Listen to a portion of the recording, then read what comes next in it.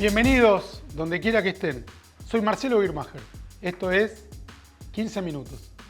En la emisión anterior hablábamos del juicio a las juntas militares que conculcaron el poder político entre el año 1976 y 1983 en Argentina. Juicio del cual se cumple en este mismo mes 40 años. Sucedió entre abril y diciembre de 1985 y en este diciembre de 2025 han pasado entonces 4 décadas desde aquel evento fundacional en la política argentina y también continental, en la región.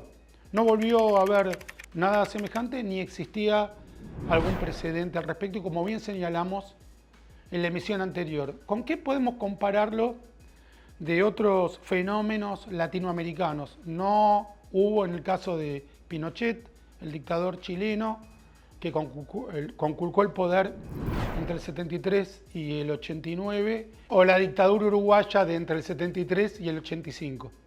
Tanto en el caso de Chile como de Uruguay, los candidatos que se proponían a la presidencia no sugerían un juicio a los crímenes que habían cometido los militares durante los periodos dictatoriales. Pinochet se va del poder luego de un plebiscito que él mismo propone y pierde, el plebiscito por el no, y la dictadura uruguaya abandona el poder sin una catástrofe política como lo que había sido la derrota en Malvinas de la dictadura militar argentina, ni tampoco una idea de remoción por medio del agotamiento popular, como también ocurrió en Argentina, o un plebiscito tan determinante como el de Pinochet. Fueron transiciones menos sísmicas, la de Chile y la de Uruguay, y paradójicamente mucho más exitosas en lo que hace al intercambio de mandos, al respeto por la ley y a la estabilidad institucional de lo que fue Argentina, aunque en los tres casos las instituciones se mantuvieron a lo largo de estos 40 años que van desde la recuperación democrática en la región, de la cual, reitero, Argentina fue cabeza de playa. Argentina fue el comienzo de la estabilidad democrática en Latinoamérica. La más crítica en su sostenibilidad, pero a la vez la vanguardia de la democracia en América Latina. Es una paradoja interesante para seguir analizando. ¿En qué se parecen estos tres casos? Argentina, Chile y Uruguay. En los tres existió, durante el periodo constitucional precedente a las dictaduras, un desprecio en parte de la intelectualidad, en parte de la clase política, contra la democracia liberal, contra la democracia parlamentaria. En Chile, el propio Salvador Allende, hablamos esto antes de que siquiera pudiera avisorarse el golpe de Pinochet.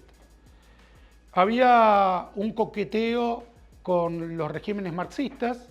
Castro, el dictador cubano, fue invitado a Chile en el año 71, un año después de que gana las elecciones Allende, y recorrió durante 23 días el país, prácticamente como un copresidente, determinando las cosas que se harían o se dejarían de hacer, una visita completamente fuera del protocolo, junto con Allende hablando en contra de Estados Unidos, hablando en contra de la democracia liberal, celebrando al Che Guevara, que había muerto en Bolivia durante la invasión contra Bolivia del Che Guevara en el año 67, unos 4 años atrás.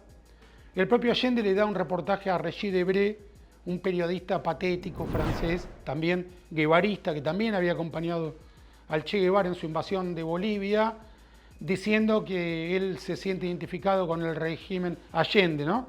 Con el régimen dictatorial de Corea del Norte, al cual llamaba una democracia liberadora o algo similar, cantándole loas a la Revolución Cubana, a la dictadura cubana ya por entonces, al Che Guevara, a Vietnam contra Estados Unidos, proponiendo una y otra vez que había que derribar a Estados Unidos, considerando a Estados Unidos su enemigo primordial.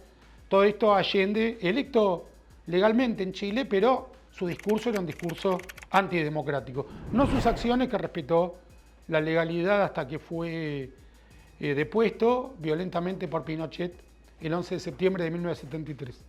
En Uruguay, que el gobierno estaba mucho más apegado a la ley que en el caso de Allende. De hecho, el gobierno uruguayo estaba pegado a la ley democrática. Allende, si bien respetaba la ley, tenía un discurso antidemocrático, pro-revolucionario, pro-comunista. Lo que apareció como disrupción fue el grupo terrorista Tupamaros. Este grupo, liderado por Sendik, Raúl Sendik, proponía una revolución comunista en Uruguay, también aliándose con la Cuba castrista, aliándose con los distintos focos revolucionarios antidemocráticos del mundo, celebrando nuevamente a Vietnam contra Estados Unidos, al comunismo contra la democracia liberal. Secuestraban empresarios, asesinaban militares, asesinaban policías, junto con la dictadura, cuando ya se había implementado la dictadura y todavía no había sido destruida la organización Tupamaros. Los Tupamaros secuestraban también empresarios judíos en colaboración con la dictadura militar uruguaya y los extorsionaban, les quitaban dinero. Esa era la filosofía del grupo terrorista neonazi Tupamaros, dirigido por Raúl Sendik. En su cúpula dirigencial también estaba el luego electo presidente Pepe Mujica, era parte de ese grupo criminal. Mujica confiesa que asesinó a un policía uruguayo por la espalda durante el periodo democrático uruguayo.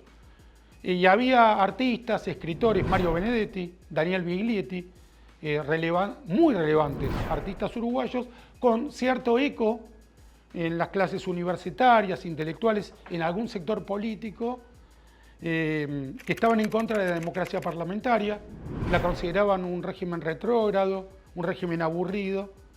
Y en Argentina, como hemos visto, los montoneros, el ERP, parte de una inteligencia de izquierda, también estaba en contra de la democracia liberal, la democracia parlamentaria, y contribuían a erosionarla, a provocarla, a declarar una guerra. En Argentina, literalmente, el ERP y montoneros, durante la democracia, en el periodo 73-76, en sus documentos, en sus acciones, le declararon la guerra al Estado y al ejército argentino, una guerra que las tres armas argentinas de algún modo deliberadamente aceptaron como tal, pero fue declarada la guerra. Ambos bandos contendientes se consideraban en guerra, no había discusiones al respecto. ERP y montoneros, la guerra revolucionaria, y las Fuerzas Armadas, la guerra de defensa hasta el 76, la guerra de defensa de la democracia, y luego solamente la guerra contra el comunismo, del 76 al 83,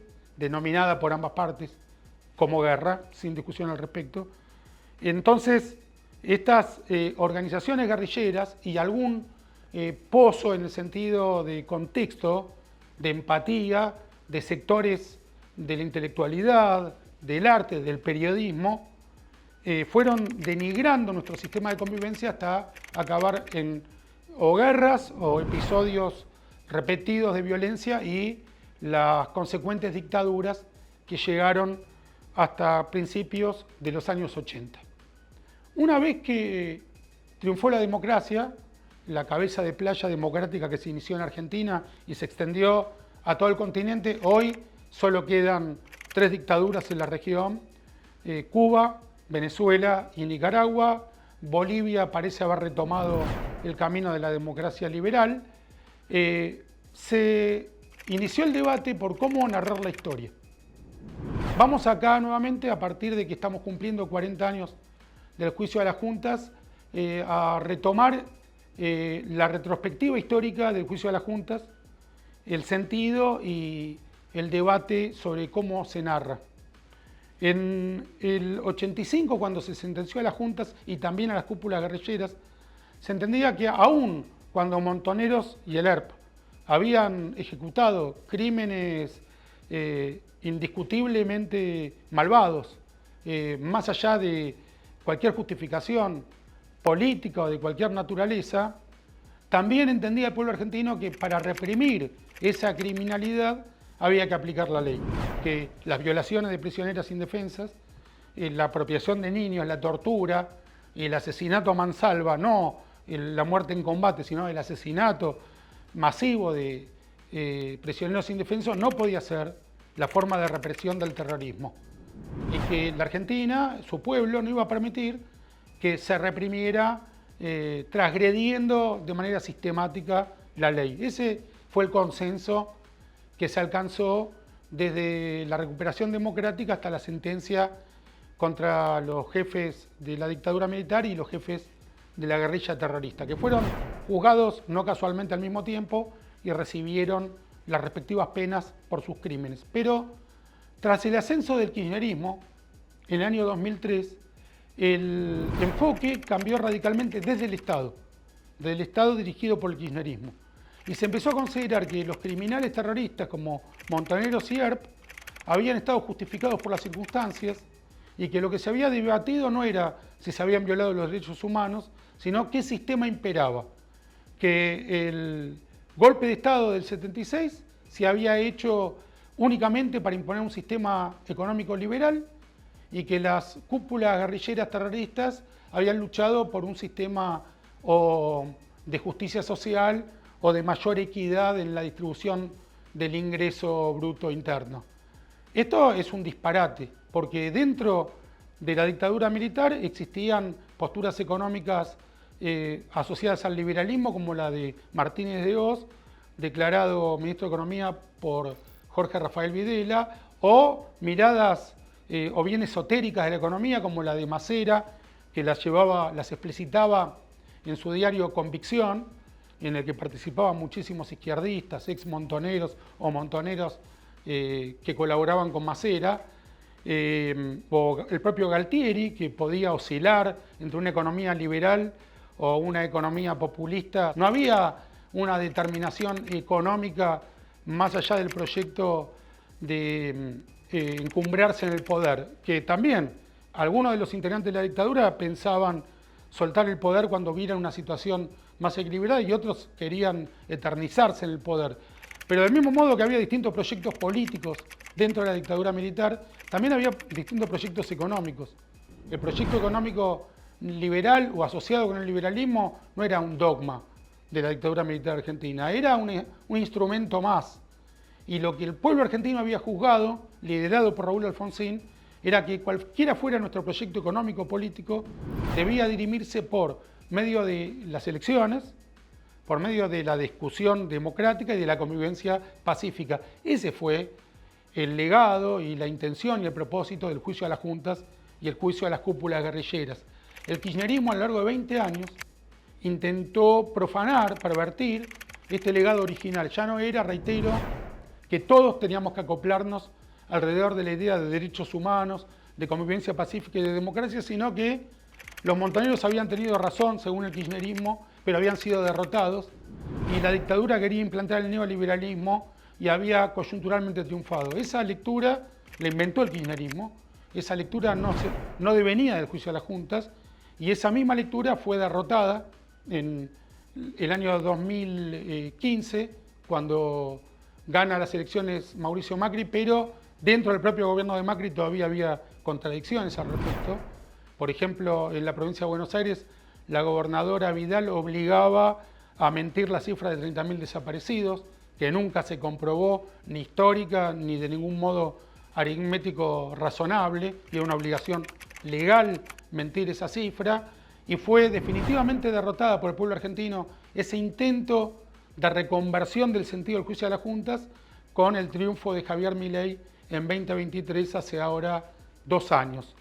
El debate sobre cómo se narra la historia está en curso, pero debiéramos recordar que lo que marca el camino a una reconstrucción histórica razonable, consensuada, ecuánime, es el respeto por los puntos de vista distintos, la prescindencia del Estado respecto de las investigaciones hasta donde se puede, las ciencias sociales científicas que determinan números, que determinan hechos históricos, que el Estado no imponga una verdad más allá de lo que los investigadores encuentran y, por sobre todas las cosas, que haya un camino, una dirección hacia la democracia liberal, parlamentaria, que es el sistema que los argentinos elegimos desde nuestra Constitución original hasta estos mismos días.